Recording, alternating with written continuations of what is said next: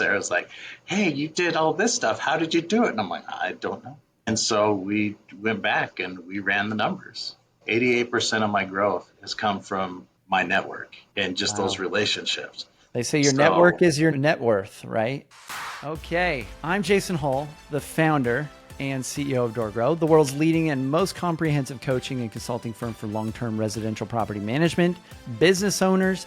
For over a decade and a half, we have brought innovative strategies and optimization to the property management industry.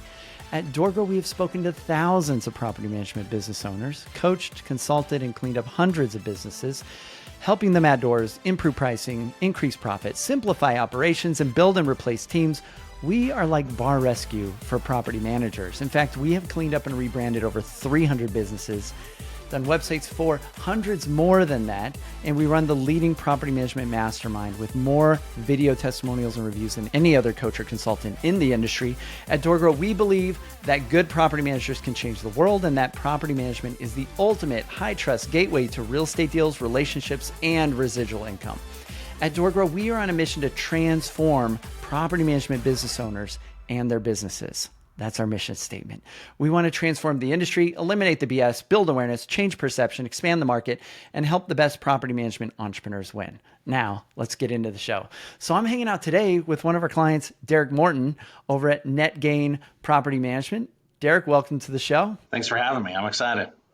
So Derek, you're doing a lot of unique things there, and you've had a lot of success, and things have been going really well. I'm excited to get into some of the unique stuff that you're doing and chat about this topic of from crisis to connection. And so, to kick things off, tell everybody, how did you get into? When did you first figure out you were an entrepreneur? Like, how did you get into business, and then maybe that'll segue into starting a property management business and so on. Give us some background on you.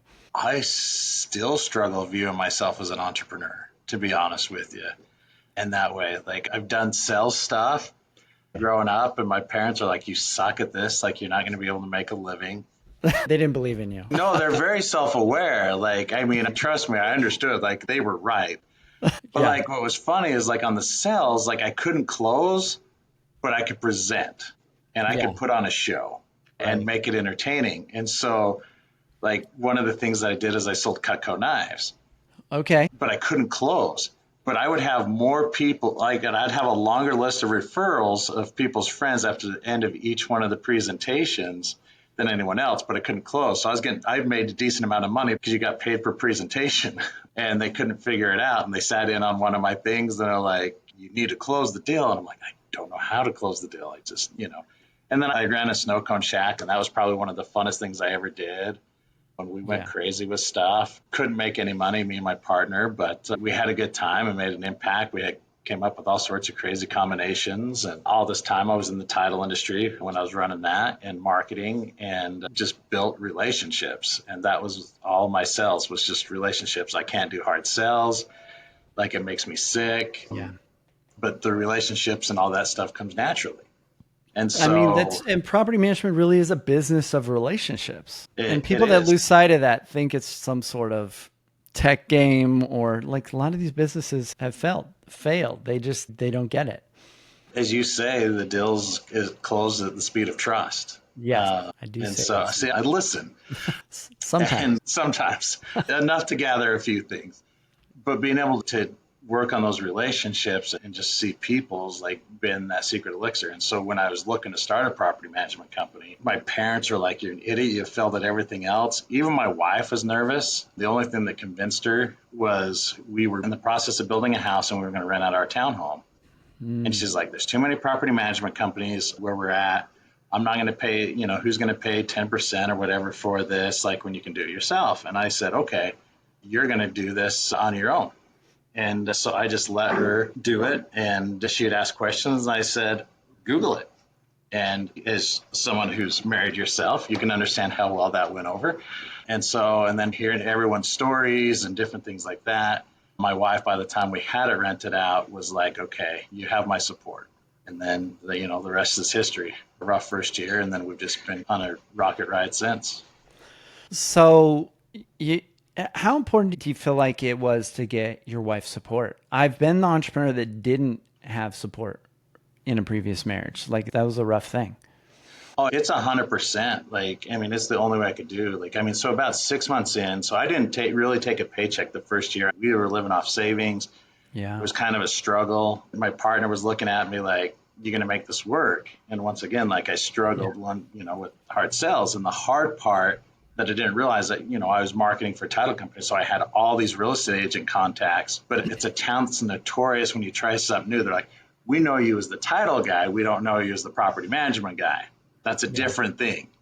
And so I was like, "Oh, they know me, trust me. They send me all these deals to close for them, Yeah. for their clients. So they're going to try." And they're like, "It's different." And I'm like, Yeah. okay. So I didn't anticipate that. But I remember one time my partner had set up with the real estate brokerage he was in, the management company or the broker of the business were going to start a statewide management company.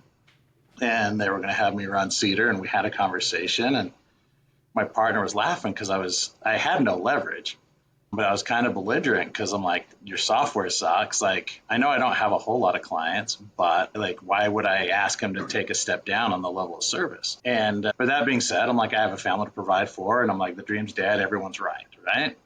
I can't do sales. I'm not an entrepreneur. I can't work for anyone else either. So I'm like, I'm kind of I'm screwed. unemployable. That Like, pretty I much don't means you're know. an entrepreneur if you're I mean, that's the unemployable. funny thing is my family's like, why don't you find a job? I'm like, I tried. All these companies like, dude, you've done so many cool, amazing things. We love you and everything. We can't hire you. Why not?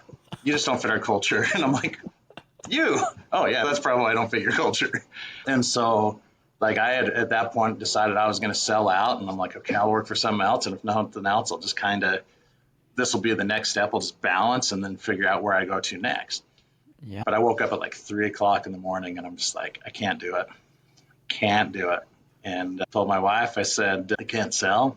And she's like, okay, but when are you going to make money? I don't Right. know. I just know I can't sell.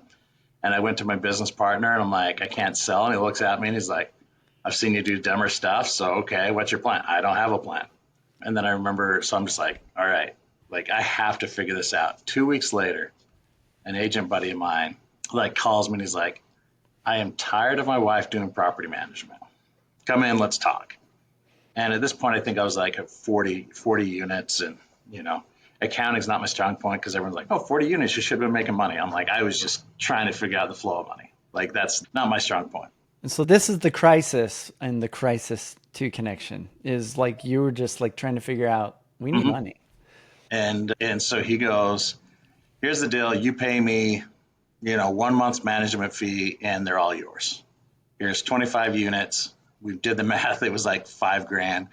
And what's funny is my business partner's like, you do not make a deal without talking. We were 50-50 partners, and we'd always joke around about like, hey, I'm going to use my 50% majority and make this decision. And we just, Yeah. this is kind of the way we interacted.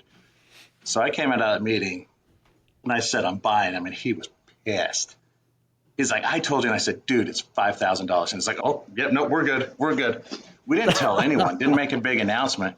But there Yeah. was something about that moment, like that led to credibility. For whatever reason, there was just a threshold of units. All of a sudden, now I'm at 65, and I was like, oh, like Yeah. you're kind of legit.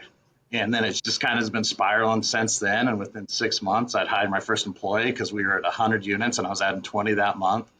But yeah, so that's just kind of the story. And I still laugh because I don't view myself as an entrepreneur. It's just kind of, I view myself as a guy who's really good at relationships, and magic happens with that. So, and you mentioned at the beginning that you really, that's kind of your area of genius is you're really good at connecting with people and building relationships. One of the things that one of the gifts I see in you that I've noticed, as a coach is you genuinely care about people. You genuinely care about your team. You genuinely care about your clients. You care about the tenants. And I think it's that care that's really allowed you to have the success that you've been seeing. Oh, 100%. Like we laugh all the time. I said, people as a whole are awesome and so good. There's so many incredible things. Individuals can be idiots, some, and me included. I'm an individual. I But mean, by and large, that's a very different belief, though. There's a lot of people that are like, I don't like people, but I like you, or stuff like this. you My wife just, Sarah, she's like, I don't generally like people, but I like you. She likes Derek. But yeah, but you have this belief that people are awesome, and I think that belief is, that's a unique belief. yeah. And especially in property management, like, I mean, oh, you're going to get yelled at all the time. And I'm like, yeah, I mean, yeah, sometimes it's deserved, sometimes it's not. And as long as you can separate those, like, that's what's amazing. Like, sometimes you're like, we failed, and I can't control how people are going to respond, because if people fail me, sometimes I don't have a proportional response. Yeah, So why would I expect anyone else to act differently? And so yeah, we just own it and try to fix it and apologize. And, you know, yeah, yeah. Yeah, and I think that another attribute, there's generally, the idea of not having to be perfect or look perfect all the time. There's a certain level of humility. You joke about yourself like a lot, and you even from the outset of this, this podcast, you recognize you're not this perfect, unflawed person. And I think there's that level of humanity. It's disarming. It allows people to feel even safer. And I think a lot of property managers listening could take note is they're always trying to maintain this perfect perception that there's this thing that never has a problem. oh, like, yeah, I mean, it's life's messy. I'm messy. Like, I mean, like, everyone's messy, yet we try to put on this show, Mm, and I mean, that's one of the things, like, part of my background coming into property management that's given me the different perspective. I mean, so I served on the board for the local homeless shelter. okay. And so, like, I saw on a day-to-day basis, like, people going through crises and seeing them and realizing, I'm like, I was one or two decisions or one or two friends from being there.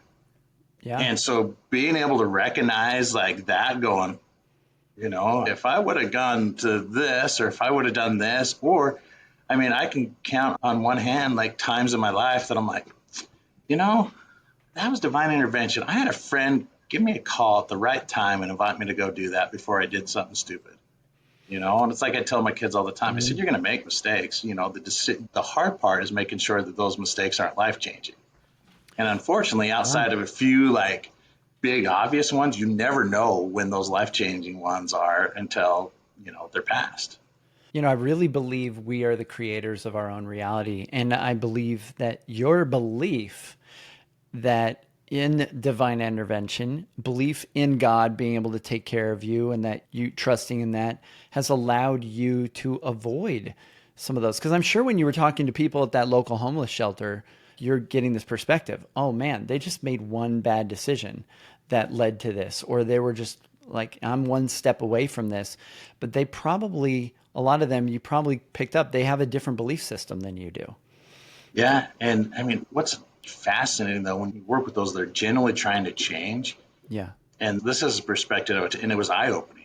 So, like, when we set up our first transitional house for men and women coming out of homelessness and domestic violence, my kids still call it the stinky house. Like, it was The it stinky was a house. dump. And, like, we fixed it up. Like, I mean, I've told the story, like, Home Depot, like, called and walked off the job because they were pulling up carpet. There was, like, dog crap, like, somehow Oh, shoved underneath the dog, like, on it. Like, oh, it was horrible. They had like 20 people and 15 dogs and 13 cats living here before this owner bought it, yeah. and he wanted to do student housing, and we're like, and I was like, all right, Yeah, let's because do it. all their parents paying the bill want them to be in that property. This was not like student housing at the time, but he's like, as far, I'm like, and it was still to this day, it's like one of the best property pitches I've ever done. And I'm still kind of a little bitter, and I'm still managed this owner. I'm like, we've done a lot of good with this house, but remember that pitch. And he's like, I know. And that pitch would have cost me a lot of money that I wouldn't have been able to make. It was awesome. It's what sold me on you and trusted me, because you put a lot of work into that. And so we pivoted, because it was fun. It's like going back to divine intervention. He's Yeah. spoken numerous times. He's like, this house was speaking to me. Like, he's just like, I have to have this house. I don't know why. I don't know what, despite everything. And so, we kind of pitched and we made it up and worked with the homeless shelter, going, here's Yeah. what we think. Here's some funding. Like, let's just figure it out. Yeah. And he was on board. And, so when we moved the first three in, they were so ecstatic. Hearing their stories, one of them grew up not far from where I grew up. And I laughed because, he left where he grew up because he didn't want to get into drugs. Lo and behold, he came to Cedar City and he got into drugs. So he left where I'm like, dude, yeah, no wonder. Like, you didn't do drugs in that area where you grew up? Like, that's impressive. But you got into it in Cedar. He goes, I know. It doesn't track. I left to get away. And then it just, and it go back to the connections that he made and the friends that he made and all of that. Which but really their relates ability, to just who you are and how you're showing up and your beliefs and what you feel you deserve and what you feel you're worth. And so it really boils down to your internal belief. And your internal beliefs really, I think, shape the environment that we allow or create around ourselves. yeah. And these people, like, as their beliefs grew, like their ability to celebrate like small victories Yeah. that were just like, you wouldn't think were that big. I remember they threw a That party. They most didn't people have, would take for granted. yeah. I mean, the one got a job and he was able to hold it for a week. And so they threw a party. They bought a big old huge cake. I don't know how they got the money, You held a but they job for invited a him. And week. Yeah. they're like, he kept his job for a week. He hasn't done that for years. Like, we're going to throw a party. You should come. Right. And I'm sitting Celebrate there, the and they're little like, wins. I mean, they had a cake and they were celebrating and like the music was loud. And I'm just like, you kept a job for a week and you're celebrating? Like, it was just, I'm like, is this real life? Like, this is, we're celebrating. I'm like, this is like common sense. Like, you know what I mean? But it was a big deal for him. And then, same thing with, It's common for you and it's maybe common for others, but for some that's not common. And so, yeah, we got to celebrate progress. like, it was amazing. And just, when you look at their sobriety coins and stuff they get, those are always huge things Yeah. to do, and being able to, and they have to fight. Like, holy crap. I mean, Yeah. I wish people fully understood how hard they have to fight. Well, I think it was Alex Hermosi, one of my former mentors and coaches, and he was also in a mastermind with me. He mentioned that you don't get self-esteem or self-worth by saying a bunch of affirmations in the mirror. You get it by getting evidence. And these little wins that they're getting is giving them some evidence that maybe is in conflict with the current identity they've been holding. Yeah. I mean, when you look at these people, I mean, they, and I love them. I love that population. Like, it's amazing. The insights that I've gotten into life and everything is unbelievable. And it's changed the way I operate my business and understanding to make sure that we can try to find support, because you really are. There's these moments, as we hinted at, that, like, I think sometimes we have an inkling that these are moments, right? But not always. And there's these moments that if you can get the support or the right person, like, they're life changing, and it makes a huge impact, way more than it would on my life. Yeah. But it's huge on theirs. Yeah. So, I mean, and this goes to your kind of core values that you've kind of built your business and your life around is, related to contribution and making a difference. Yeah. I mean, it's something, I mean, my parents raised me that way, and I laugh. Like, they always think that they failed me because I'm different and quirky, as you can attest. Yeah. And they just are like, you are not our child. Like, we don't know where you came from. And I just said, I am both of your guys' best and worst qualities on steroids. So you struggle because you're looking in a mirror going, that could have been me. And instead we made it, and now we can't control it. But I know my dad and mom were always heavily involved in different things. And I watched that. My poor kids have experienced too. I don't think they're going to be as heavily involved because they've seen more of the bad as opposed to the good. Okay. Sometimes with being willing to put yourself out there and be involved. And we're in a small town, so my kids can't escape dad. They go, oh, you're Derek's boy or you're Derek's daughter. And they just go, yes. Right. But those values and being involved and realizing, that was something that was instilled. Like, I can make a difference, and just, my parents didn't put it this way. It's what I tell my kids all the time. I'm like, you can go far in life. Just don't suck as a human being. Like, you really just don't suck as a human being. Like I said, my parents didn't put it that way, but just through their actions Are your and stuff. parents, I mean, you strike me as pretty extroverted and connect and comfortable with people. Are your parents pretty introverted? Actually, my mom, after the divorce, like, she came out like pretty extroverted. My dad, it was pretty extroverted. Okay. I grew up pretty introverted, and it's still like my social battery, like, it winds down, and it's like I'm on a battery. When that battery's done, I just like. But I've trained myself and I've just had to do so many different things that I'm like, I put myself out there and here's what it is. And that's how I have to get stuff done. It's the only way to accomplish it. And then I can decompress and not have to worry about people till the next time.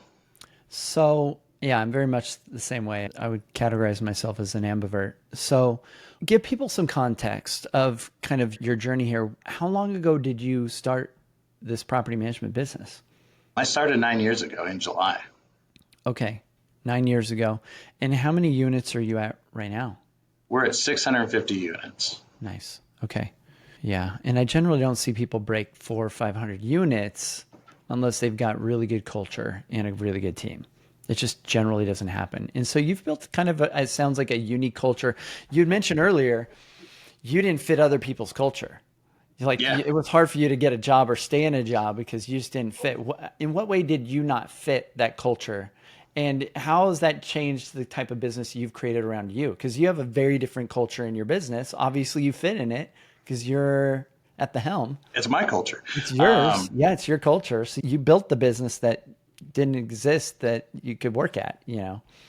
So I'm pretty outspoken, and that doesn't always fit with the typical corporate job or working for other people because I'm not afraid to be like, this is dumb. And here's why I think it's dumb. And then with that, I think the other thing is I'm not as risk averse. I was really risk averse at one point in time, and then I got fired. And at that point, I was like, screw it. Like, I survived once, and so like, let's try this. Why not? But I also do a lot of research. So like, what seems risky to most, like, is just the next step, and it's logical. And I'm like, okay, yeah, we're going to do that, and well, everyone's like, I can't believe you're doing that. And I'm like, why? Like, this is the next step. Why are you doing what you do? Like, you're selling yourself short. Like, this is not risky to me. And so, because I just, you get all the things in place and then you make the leap and there's going to be mistakes going back to, the messiness. You're like, okay, I make that leap at 60, 70% certain and realize that 30% may kill me off, but because there's always stuff I miss, but, life's more enjoyable that way. And so those cultures just don't fit, a lot of corporate and working for someone else. And then with us, like, we try to let the girls in my office, I have 3 full-time employees, and then a virtual assistant that, they can speak openly. And sometimes that is pretty open and honest with both of us, with all of us, and can be pretty gruff, but that's what we need. And like I tell them all, I said, if you think I'm being an idiot, you can tell me I'm an idiot. Just, make sure you have the evidence. How would you describe the culture then in your business? Like everybody has a voice. You mentioned outspoken. You mentioned basically it sounds like you're willing to take feedback and I would imagine that allows the business to innovate and move forward much faster than most companies that don't foster an environment of feedback or honesty. I mean, there's a lot of times the girls in my office are right. They see stuff that I don't see. Yeah. And If you're relying on team members, it's really dumb to think you've got all of the best ideas and nobody else is as smart as you. Well, and we all balance each other out. Like, is you in your coaching terms, I'm the visionary, right? The craziest thing you ever told me when we did the jump start. Yeah. And I still laugh for this past year. And I brought it up at DoorGrow Live as part of the breakout session. When we did that, you're like, dude, you thrive in chaos. And I'm like, yeah, maybe. Like, they're like, no, that's your life. And then as I was going through and putting together that breakout session, I'm just like, Jason was right. Like, as the girls are all stressed and everything, and my wife's like, what is going on? I'm like, this is amazing. Like, I got to figure out the student housing thing. And then we got this and we got this. I'm like, this is fantastic. My mind's on overload. I'm going 1,000,000 miles an hour. And I'm just like, this is great. All while the girls are like ready to be bald, baller than me and pulling their hair out and, and all of this stuff. But that's where the balance comes in. And so, because with a visionary, there's certain tendencies that are pretty horrible and self-destructive that I've learned. Yeah. It's been painful lessons over the years, which is why we've spent the last 3 years really just cleaning up. Most of the stuff is still cleaning up our database from 8 years ago. That's like, why is not all this information in the property? I was just running, who has time for that? And so having that balance has been huge to kind of tone down those different aspects of my personality so that we can move forward in a way that works and fits, that's much better for us, much better for our owners that we work for, and much better for our tenants. Yeah. Well, yeah, I definitely can thrive in chaos. And I think those that a lot of visionaries that might be like that are listening, that, there's a certain amount of chaos that we feel really effective in while everybody else are like freaking out. Sometimes I call it the Ammon principle because like I was raised Mormon, and in that Yeah. there's this story where like they're running around freaking out. We're going to get killed by the king because these bad guys scatter our flocks. And Ammon was the one that was like, hey, there's chaos. Here's an opportunity. I can create something out of chaos, and that he was able to show up as a leader. And everybody was like, yeah, we'll do whatever you say because we're all going to die probably. So anything's better than dying. So they're like, let's do what this guy says. And instantly he's leading a group, even though he was the new guy. Those are those in Myers-Briggs that have a P at the end that are listening. Like the raw material of chaos and new ideas and different things allows you to formulate some new thinking and to innovate and to create stuff. Whereas those J's, they're the ones that kind of keep us stable and they think inside the box.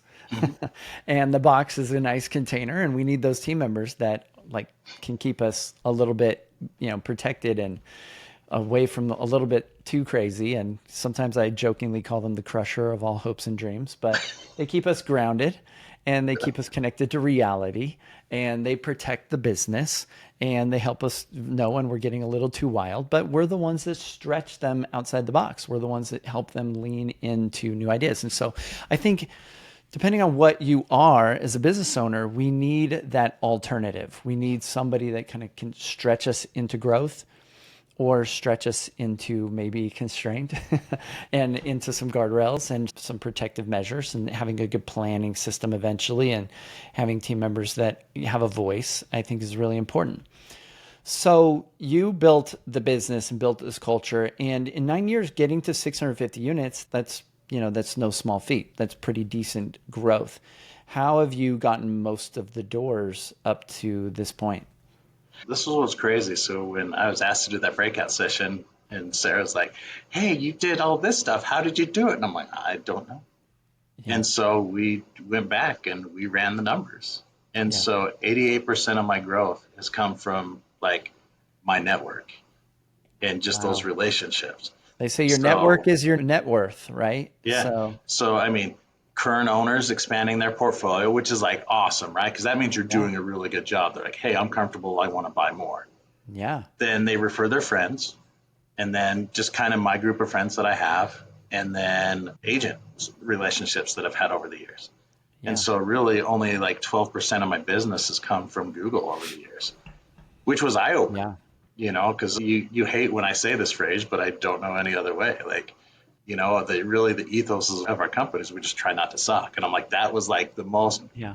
the best validation of that philosophy. I haven't figured out a better way to say it to make it more Jason Yeah. approved, but Just don't like suck. it was awesome. Like, I mean, and it was just validation for all the crazy stuff we've done, like the owners conference we do, the owners gifts, Yeah. You do some unique things. like just all those different things that it was like, all right, like the craziness worked. Like it was, I have my own way of doing things. I have my own way that I view the world. And that was like the best validation ever. Like it was awesome and it was empowering because it just, it played into my strengths as opposed to making, cold calls and trying to do that way where I'm not as good at.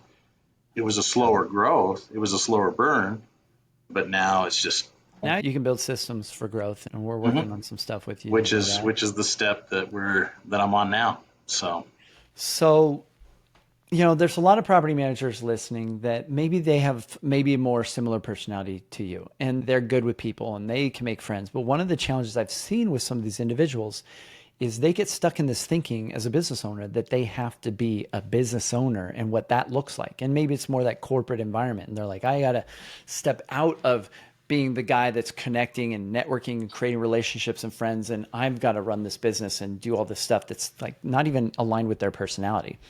And so it prevents them from being able to grow and creates a business that makes a miserable job for them. And then there's those listening that are like, man, I suck at friends. I don't believe that people are awesome, as Derek says. And I'm not into connecting with people. And they need to maybe get a business development manager or salespeople or that like people that can connect with people to bring in business. And that's not their strength, And so I think it's really awesome that you've been able to focus on building a business that you actually enjoy being in, where most business owners think they need to build a business to please everybody else. Well, and this is really a credit to you, Jason. So, I mean, I've been with you just over a year now. Like, I Yeah, stumbled wow. Yeah, across it's you been and little while. I didn't realize it's been that long. yeah, like just kind of stumbled across you because I had owners tell me like, hey, you need to expand up north and manage our properties. It's no longer a question of if, you can no longer tell me no, it's a matter of when. I'm Yeah. like, I can't do that. My mind doesn't work that way. There's a reason I've been telling you no for years. Yeah. And so, like, we just stumbled across you, and I signed on pretty quick because you spoke to me, like you understood kind of at a level that I'm like, yeah, you know where I'm at. I understand your level of crazy for sure. I'm still that. Like, I'm in parts of the business that I'm not good at. I've Yeah. pulled back so much, and I'm in the process of pulling back more. Well, what do you feel like over this year? What are some of the changes that you feel like you've made or that have been beneficial? How did DoorGrow, me, Sarah, team help? Like, what's changed?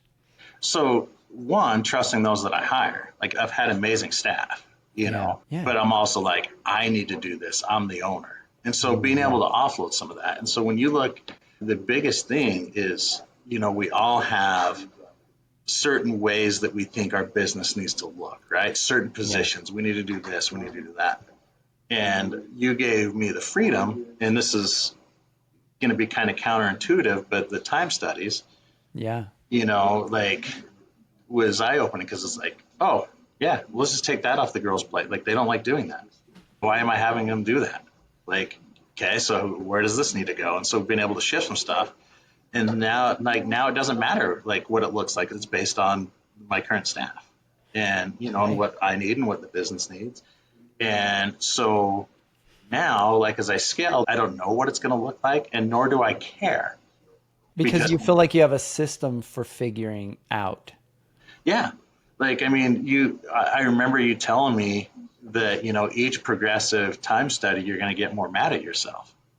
And I didn't believe it because the first I'm like, oh yeah, like I love doing the showings, like no problem. Like, I'll keep the girls in the office. Like I said, I love people. So me interacting with people, a lease and everything's like, dude, I love this property. Like, cool, what do you do? Like, and just be able to like, I want to rent from this guy and all of that. And then just certain other things. And so then the second time study I did, I was like a little more aggravated. And then the one I did in January with the girls in my office, because I said, we're going to do one and, and kind of get some stuff into place for as we continue to grow and what that needs to look like. My whole thing was like, why am I doing this? It was all like, I was angry. And Sean, as we're going through this, she goes, your whole thing is angry. I'm like, yeah, I'm shocked. Like, this was the worst thing ever. Like, I was pissed. I'm like, why am I still doing showings? This needs to get off my plate. And she's like, you love doing showings. And I'm like, I do, but it's stupid for me to be doing showings. Like, it just makes no sense. And so, like, over time, having that and then looking at the girls' time studies and seeing certain trends, I'm like, okay, like, yeah, I've got this. I'm like, I have data, and we're going to do another one here at the end of June to kind of make our next step because we're looking at another hire.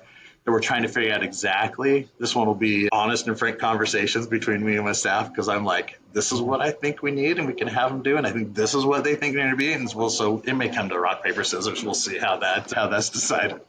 But having that time study and realizing like systems and people, peoples and processes, right? You can, as long as you have those in place, you can scale. So for those listening, they're like, time study, like what, like tracking your time, like could you explain to them the time study process and why it's beneficial? So it's basically every 15 minutes, here's what I did. And was it, was I interrupted? Is it something I enjoy doing? Is it something I don't enjoy doing? Yeah. And so you can learn, how to minimize the interruptions, if there's certain things. And then, how do you get some stuff that you don't enjoy doing as much? There's always the nature of it. There's always going to be things you don't enjoy doing, right? Yeah. But if you can kind of farm those off and then let those focus on, those that are be good at that, be able to take that on because they actually enjoy doing that. I think you described it to me like, because I was like, this doesn't make any sense. You're like, how many plumbers are there in the world? And they love it. Yeah. They love swimming in the muck, and here's what it is, and they make good money with it. And I'm like, that makes sense to me. Like I'm like, oh yeah, there are a lot of plumbers. Yeah, there's And there's so I'm people like, that love doing everything that you don't enjoy doing. There's somebody out there that loves doing that. And I think the time study, the purpose of it isn't just to see where your time goes. There is that advantage, but it's really to figure out not just time, but it's to figure out energy, like which things are giving you life, which things are taking it away. What are the plus signs? What are the minus signs? And I love that you're already having team members do it, because if you want to keep team members and keep them happy and have really good culture and a really good team, you want to move them towards their areas of genius, the things that they're naturally inclined to be great at in their personality. well, and it also, like, the way we did it, I promised the girls, I said, I'm not looking at what you're doing. I know you're doing your job. Yeah. And they had all come from a corporate environment. So when they're hearing time studies, there was huge fear. There's a Yeah. reason it took 9 months after I hired you before I was finally like, you need to do this, right? Like, Right. I'm going to die on this sword, and you're going to have to trust me that I'm not looking at going, hey, like, Yeah. why are you doing this instead of you doing this? And so when I went with Shauna, like, I looked at him and we went through, I was like, man, we're taking a lot of phone calls. Is there ways we can do that? And not that we had to make actions on any of that right now, but it's like, it started a conversation that now, even 6 months later, are starting to come to fruition.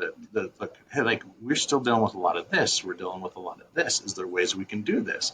Things that I'd put on the back burner for years. I'm like, I really need to look into this. That, like, looking at it, I'm like, oh yeah, this is like crisis. Like, I've failed my staff, right?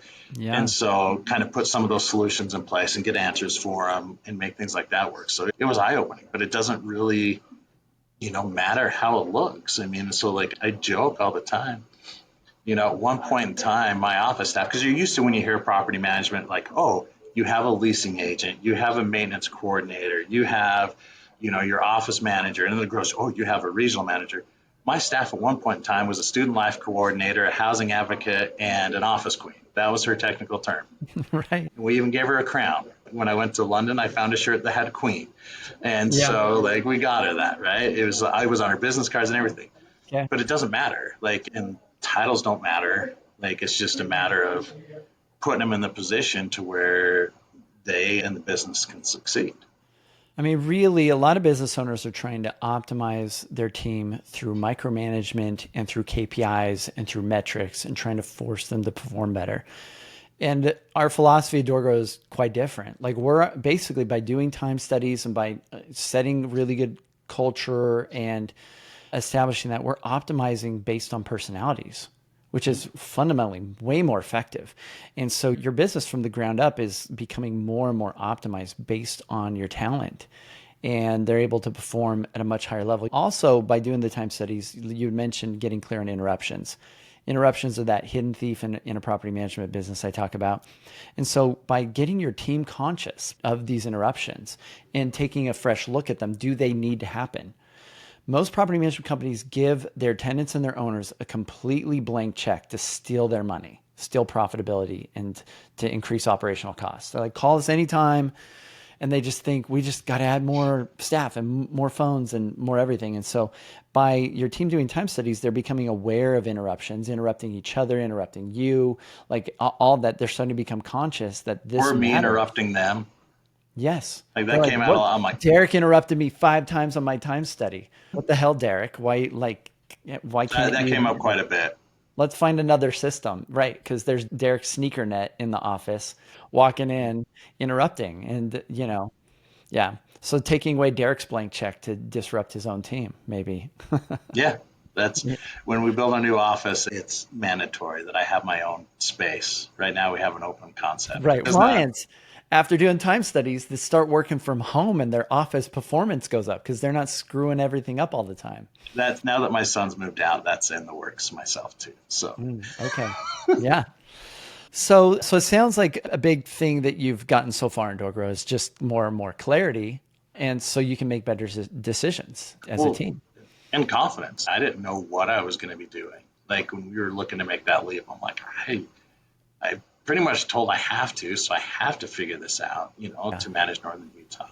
And now, like, we kind of laugh because it's like, okay, we did that, and now it's just, here's what we require for other parts of the state. And having done it once, we're kind of like, why the hell not? Like, what's next? That's been eye opening. And then the other thing that's awesome, I mean, So, I mean, you got a network of the other property managers that you can use their brain and they can use Yeah. yours and brainstorm. And I mean, that was the magic of DoorGrow Live a couple of weeks ago. Yeah. Being able to network and visit with 40 other property managers and be able to just kind of hear their pains and brainstorm. And, Yeah. I learned just as much from those that had 25 units as those that were larger. I mean, and everyone had an attitude of learning. I mean, one of the best meetings ever is like, so we had a breakfast that Sunday morning, Ed and Sylvie and I, and all three of us were just like, and Sylvie's like, I mean, she's a small, Ed's over 300 and has done it all and seen it all. And I'm at 600 and we're just like sitting there taking notes with what Sylvie was saying. Like, we're like, that's genius. Yeah. And so just learning kind of where everyone else is at and understanding you can learn things from other people. Like, in it, Yeah. it's Sylvie's fascinating. super sharp. I mean, she's just starting her property management business, but she's worked with coaches and mentors that I've been around that like were in high ticket masterminds and different things. Like her mindset is different. And so everybody's bringing different things to the table. Like you said, you can't just judge them based off door count. Some people are bringing some amazing things to the table. I think also, we at DoorGrow, we attract a different breed of property managers. Like these are growth minded people. It's very different. They're kind of the cream of the crop of the industry. They're unique people that would invest money into their personal growth and personal development and into improving the business and be willing to take feedback and ideas from outside themselves, from a coach. And it's crazy at the time they're doing it. I'm like, man, I mean, that's ballsy. You're like, I'm at 50 units and I'm going to spend this much in a coach. Now Yeah. it's money well spent. I'm like, I would have saved myself a whole lot of time and hassle had I Right. done that Yeah. early. Yeah. So it's like, it's We help them genius, but get an I'm also like, ROI or they can't afford us. That's for yeah, I'm sure. like, that's Yeah. gutsy. Yeah, some people are. They're really gutsy. But I think on the surface, it may seem gutsy. But what I've noticed is I also get a lot of people coming to me that have bought into franchises, that have really struggled. They've spent tons of money and they've really struggled and sometimes for years. And I'm like, we could have solved this stuff like in a quarter.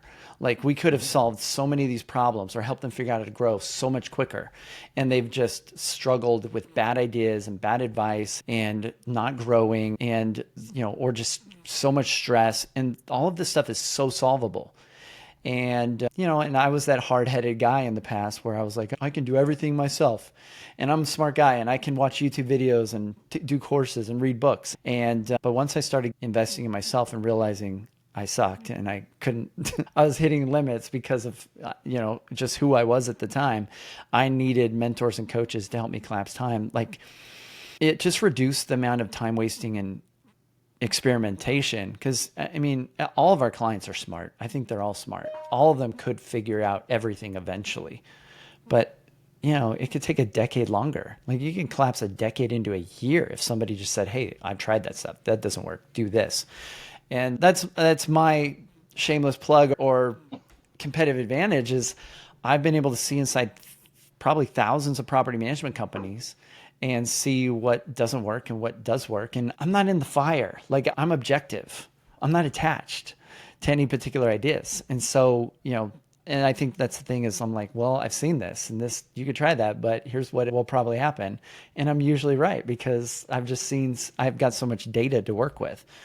You mentioned confidence, and this is something I've noticed in you, Derek. I feel like you've shifted a lot over this last year in terms of confidence. Just going from where you were when we first had our first conversation to you presenting to a group at DoorGrow Live and talking. What have you noticed in the stuff that you've been working on in yourself and with your team in your own shift in confidence? Or have you seen this? Because I see it. I think clarity is what it is. Like, because I mean, I'm a control freak in so many ways, right? It's my business. Yeah. And I laugh because I'm not, unless it comes to my branding, I'm not OCD enough to be a control freak. Yeah. My branding, it's a completely different thing. Like I am like the crazy stuff I do, I'm like, it speaks, it has to be me. And I'm Yeah. pretty anal retentive. And it's just a completely different beast. Like, but as far as my business, I was such a control freak. And to be able to let that go so that I can be like, oh, yeah, this is what I enjoy. This is what I need to focus on. I Yeah. care about that stuff, but that's a Shauna. And I can and then recognizing certain things like now in the employees because I recognize where they're at. Like, how do we jump in, to kind of to help? But the Got more it. I've gotten out of the day to day, actually, the better the business has gone because I can focus on the more higher level vision stuff. On Yeah. here's what it looks like. I tell them, as I explain to people, I say, I hate puzzles, but I'm really good at putting together the border and finding the like pieces and going, okay, these are all the pieces that go to the car. This goes to the bush. There may be some It's the tree pieces sky. in there, like in the bush, because you're just going. But I'm really good at that and kind of getting it close and Yeah. seeing where things need to be, and that's my talent. I'm not good at spending the time to finish the puzzle. I enjoy the puzzle when it's done, like, Yeah. because oh, that's beautiful, right? But getting in there, like, but I love gathering the like stuff and going, okay, here's this, like, here's what you need.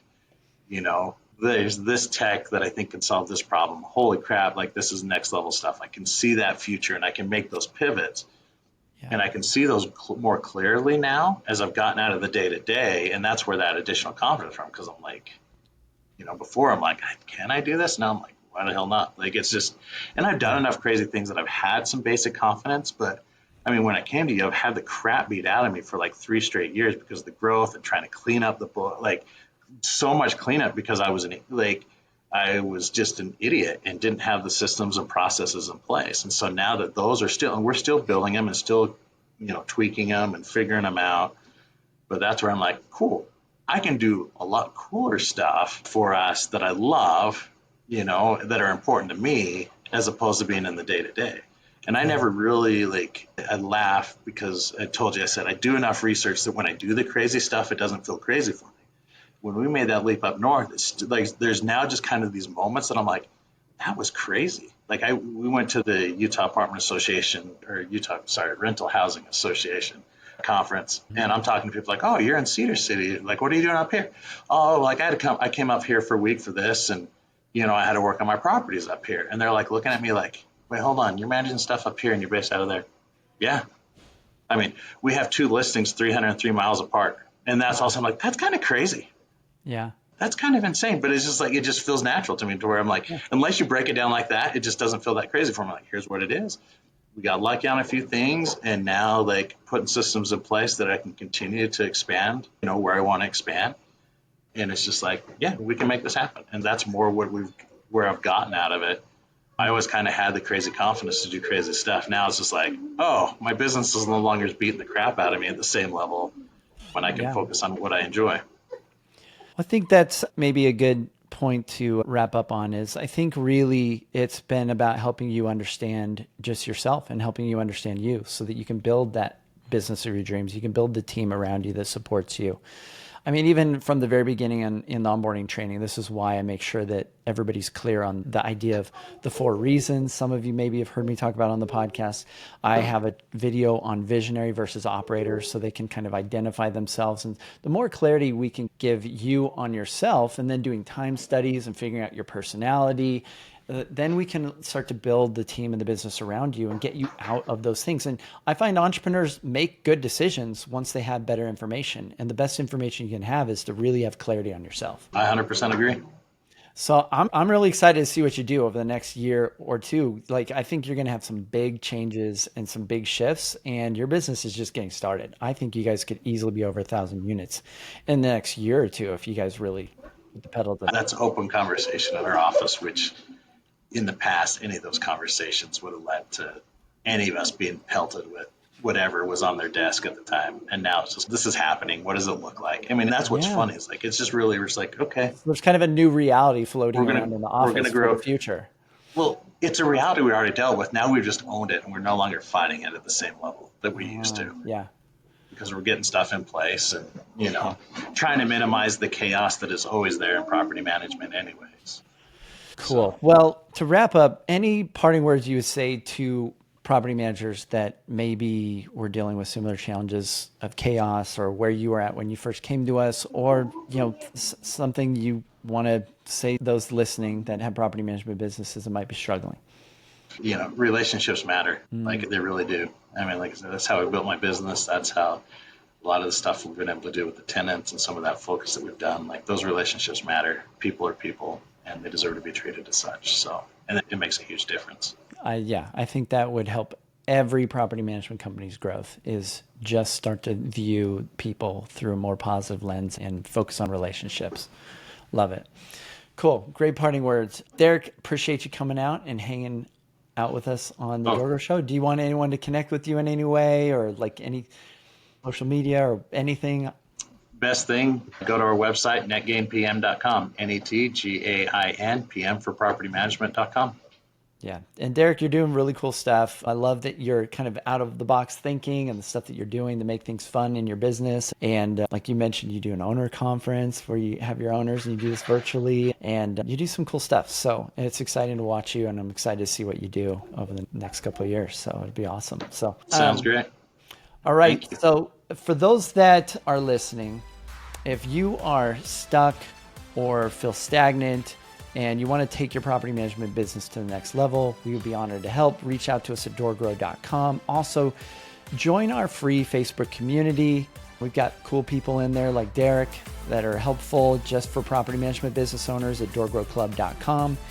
And if you found this even a little bit helpful, don't forget to subscribe and leave us a positive review wherever you found this. We'd really appreciate it. And until next time, remember, the slowest path to growth is to do it alone. So let's grow together. Bye, everyone.